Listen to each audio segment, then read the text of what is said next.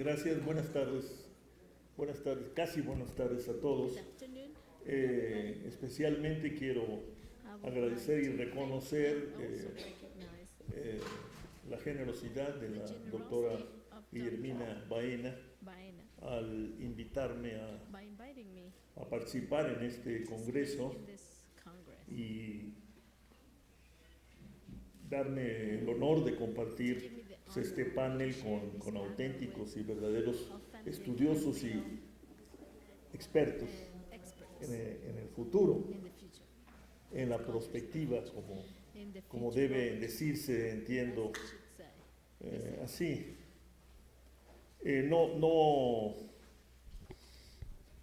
No logro, a pesar de sentirme muy bien rodeado por algunas amistades que valoro mucho, particularmente en este caso la de Toño Alonso, a quien me da mucho gusto volver a ver.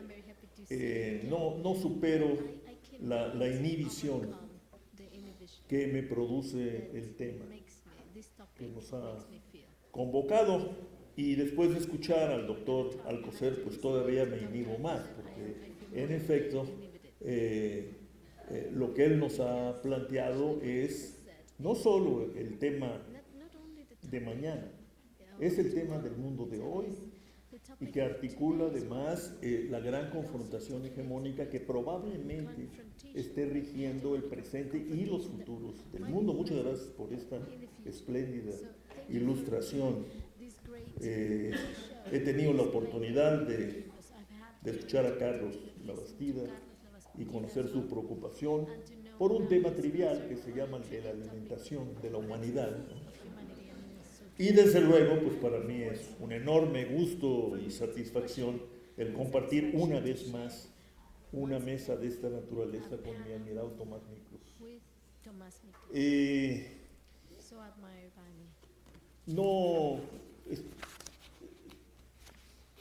No hay futuro sin historia,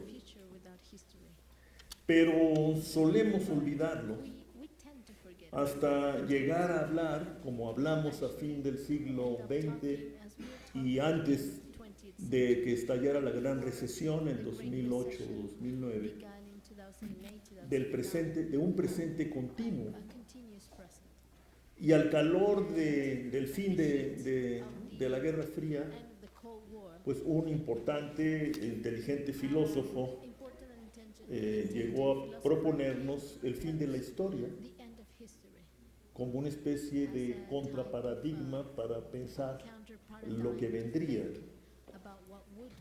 A fines del siglo XX, en efecto, muchos pensaban que el mundo podía iniciar un nuevo orden, algunas de cuyas características tenían que ver con la caída, el desplome de la URSS y de su comunismo, que ellos entendían como una especie de sistema mundo, para recordar al recientemente desaparecido Immanuel Wallerstein, y como el inicio de una nueva fase de la globalización, que se veía como proyecto planetario de creación de un mercado mundial unificado y como un proyecto económico diferente al heredado de Bretton Woods, y también un diseño político que prometía poner por delante a los derechos humanos y a la democracia representativa como binomio que organizaría la reconstrucción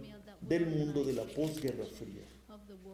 Recordemos que tras la Segunda Guerra, en varios países de Europa, pero también en Estados Unidos, se quiso asumir la problemática social que había tocado fondo con la Gran Depresión de los años 30 como un fenómeno que no podía ser eludido y que constituía una responsabilidad constitucional de los estados democráticos que se reconfiguraban al calor del Gran Pacto Europeo y habían empezado a darse en los Estados Unidos como el nuevo trato del presidente Roosevelt. Se abría como horizonte y promesa el estado de bienestar, con su compromiso de protección universal de la cuna a la tumba, como propusiera Lord Beveridge. Desde esta perspectiva, la riqueza y su concentración, así como el trabajo, sus frutos y derechos, adquirieron connotaciones diferentes a las que habían tenido. Así se implantó una cultura de la justicia social en las sociedades avanzadas y se volvió horizonte para las que emergían y reclamaban el desarrollo como derecho fundamental. Este fue a grandes trazos el trasfondo de la Guerra Fría, que se presentó como disputa global entre la democracia capitalista que resurgía, capaz de gestar regímenes incluyentes y justos, combinados con libertad política y económica y diversidad, y el comunismo soviético, que hacía depender la inclusión y la justicia distributiva de regímenes de partido único y de la omnipresencia estatal en las relaciones y decisiones sobre el mercado, la producción y la distribución. La disputa se resolvió a fines del siglo XX y la democracia capitalista se volvió algo así como una proclama y propuesta planetaria, y la globalización del mundo en las nuevas condiciones geopolíticas, el gran mantra del inicio del nuevo milenio. La postulación del mercado mundial unificado sería su necesario complemento. Y sin embargo, también a partir de los años 70 del siglo XX, el orden económico internacional de entonces empezó a ser cuestionado y se inicia una época de drásticas oscilaciones y aperturas en la actividad económica, de competencia comercial internacional con cambio técnico acelerado y una vertiginosa movilidad global del capital financiero. Este cambio, que acabaría por dar lugar a la globalización como discurso, proyecto y realidad, se acompañó por las crisis económicas de aquella década, cuando se dio una combinatoria inconcebible para la sabiduría convencional: el estancamiento con inflación, the stagflation, como se decía corrientemente en la jerga de mi disciplina. No quiero contaminar a nadie esta mañana. El discurso neoliberal, que así se abrió paso, proclamaba superar tanto el dilema económico secular entre eficiencia y equidad, como el problema económico fundamental de asegurar la subsistencia y la reproducción de las sociedades. La erección de un mercado mundial sin fronteras sería coronada por el establecimiento de la democracia representativa como régimen universal. Pero hoy lo podemos decir, la historia caminó en otro sentido. El desorden internacional empaña hoy los días y las horas humanos, y la nueva mundialidad proyectada como hiperglobalización se debate en crisis tras crisis de sus economías y de sus sistemas de gobernanza. En el sur, la pobreza se impone su cara a la industrialización acelerada que también tiene lugar en el sur. Pero también en el norte se cuecen las peores tendencias autoritarias y nacionalistas extremas, y han llevado a no pocos estudiosos y dirigentes políticos a advertir sobre el posible resurgimiento del fascismo y a preguntarse por el fin de las democracias. Sin exageraciones, es posible proponer que el triunfalismo globalizador de fines del siglo XX fue sobre todo una optimista hipótesis de trabajo de la potencia triunfante del enfrentamiento bipolar. Luego vinieron la gran recesión del 2008 y su secuela austericida, y la emergencia de los nuevos discursos autoritarios, encabezados por Trump y dirigidos a subvertir lo que queda del orden internacional de la segunda posguerra.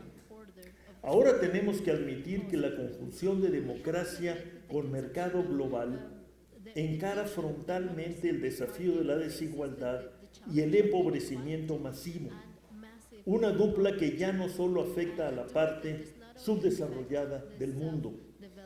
La desigualdad, junto con el estancamiento de la movilidad social, constituye a los ojos de no pocos actores políticos y estudiosos la cuestión decisiva de nuestro tiempo.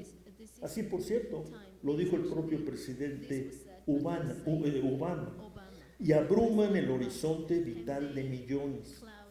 Más allá de los portentos y maravillas de las interminables oleadas de revoluciones científicas y tecnológicas, lo que impera en los imaginarios colectivos es la desigualdad y la decepción, y la decepción y el encono se apoderan del espíritu público.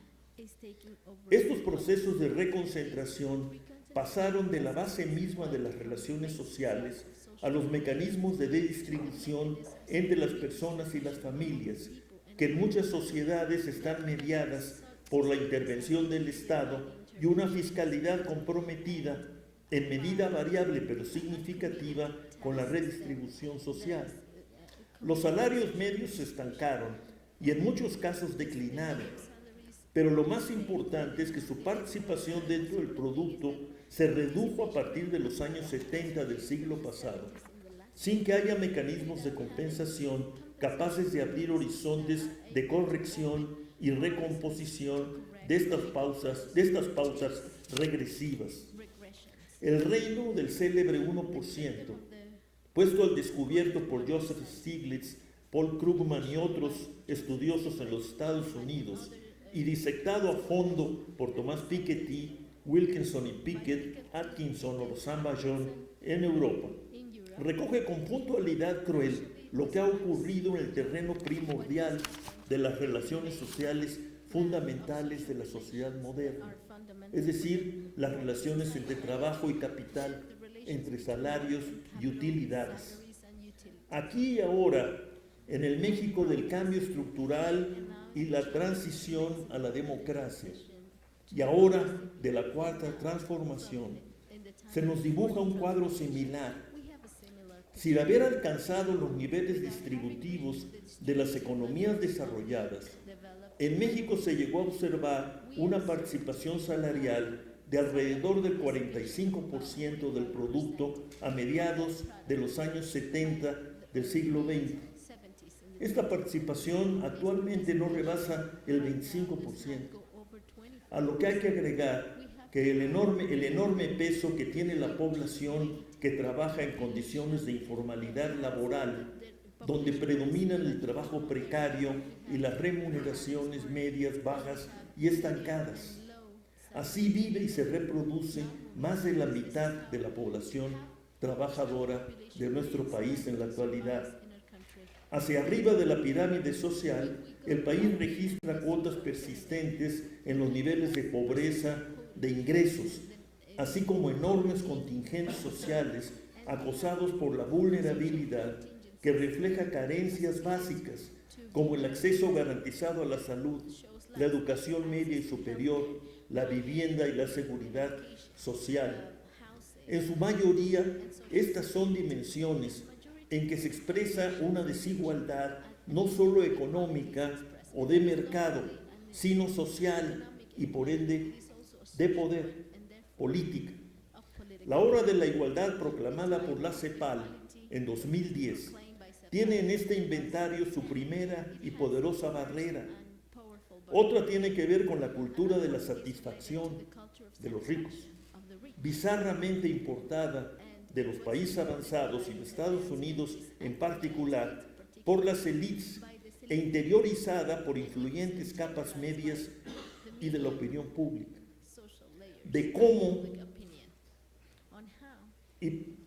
encaremos estos muros de poder y mentalidad dependerá en buena medida el futuro de nuestro país.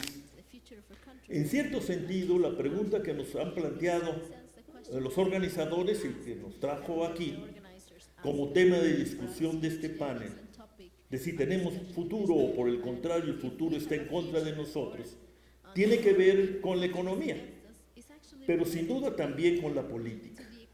Habría que asumir que en tanto las sociedades, los gobiernos y los actores políticos todos no asuman a la desigualdad como problema, reto, desafío global, el futuro está no solo en contra, sino que se nos ha escapado.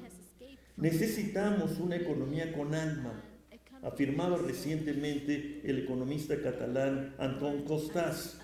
Solo así las políticas, las instituciones y las ideas podrán reconciliar crecimiento con progreso social. En ese sentido, para que haya futuro hay que atender la cuestión social, cruzada por desigualdades múltiples, el empobrecimiento de muchos, los precarios trabajos y el aumento, en nuestro caso, de las violencias. Su importancia no es solo ni fundamentalmente por sus efectos negativos sobre la estabilidad macroeconómica, la eficiencia o el crecimiento de la economía. Lo es por su dimensión normativa, por los efectos socioculturales que sobre la percepción de las personas se tiene acerca de lo que es una sociedad justa en cuanto a la distribución de los frutos del trabajo, a la igualdad de acceso a bienes básicos como la seguridad social, la educación, la igualdad de oportunidades. Datos del Consejo Nacional de Evaluación de la Política del Desarrollo Social de México indican que 21.1 millones de mexicanos sufren rezago educativo. 20.2 millones no tienen acceso a los servicios de salud y 71% no lo tiene la seguridad social. 13.8 millones no cuentan con una vivienda adecuada, los servicios básicos, y 25 millones registran varios tipos de carencias alimentarias. Vistas así, la desigualdad es portadora de una permanente corrosión social, política y cultural. En ese sentido es que la ruta para una economía y un desarrollo diferentes nos obliga a entender y atender la construcción de regímenes de bienestar y protección social bajo un estricto enfoque de derechos humanos, derechos económicos, sociales, culturales y ambientales, y desde luego derechos cívicos y políticos. Un tema central e impostergable de las agendas locales y globales. Desde mapas como el que aquí yo me he atrevido a delinear ante ustedes, pienso que podríamos empezar a trazar hojas de ruta y de navegación para, entonces sí, reconquistar nuestros futuros. Muchas gracias.